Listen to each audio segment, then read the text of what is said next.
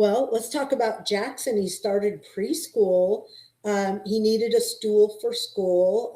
Can you recall, like when you first started school, what was it like for you starting preschool? Or did you go to preschool or just school? No, I didn't go to preschool. My first day was like kindergarten. Tell you the truth, I really can't remember a whole lot.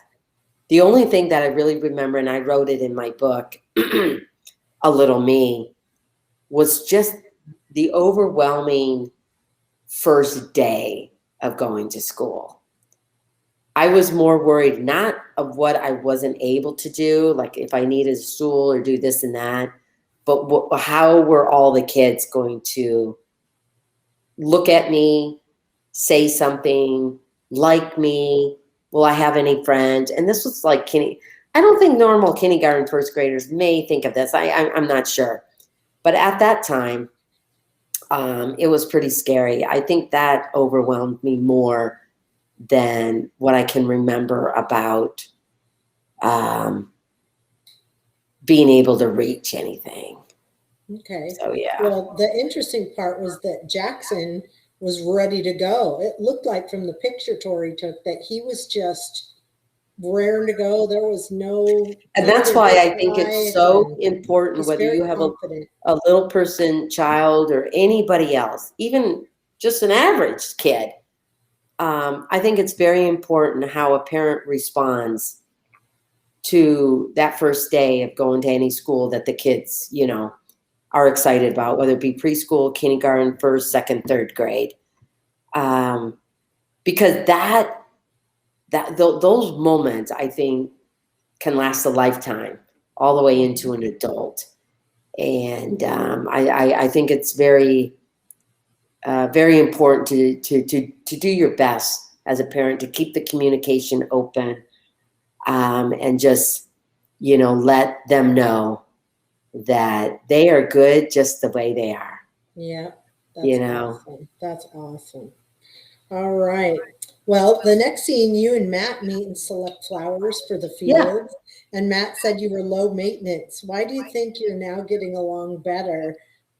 He said you could have come in hot, but you were calm.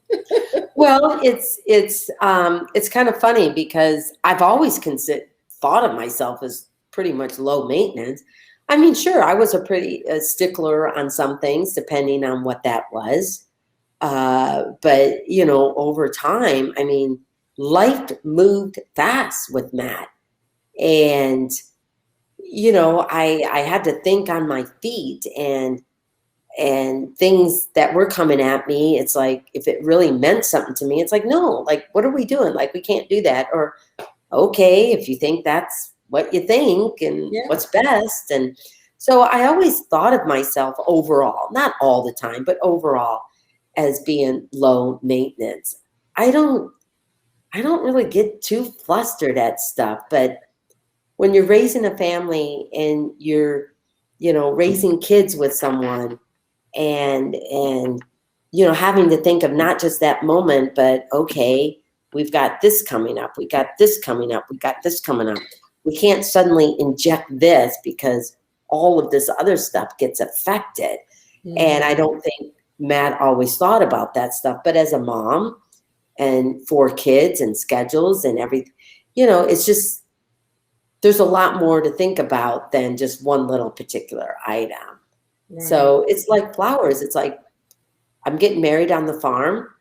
It's a place I lived on for 30 years. It's a place where Chris and I met and we hung out for several years.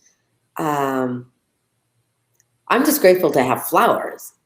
I'm not picky at it's got to be absolutely this kind of flower. Right, right. If we can have flowers, that's great.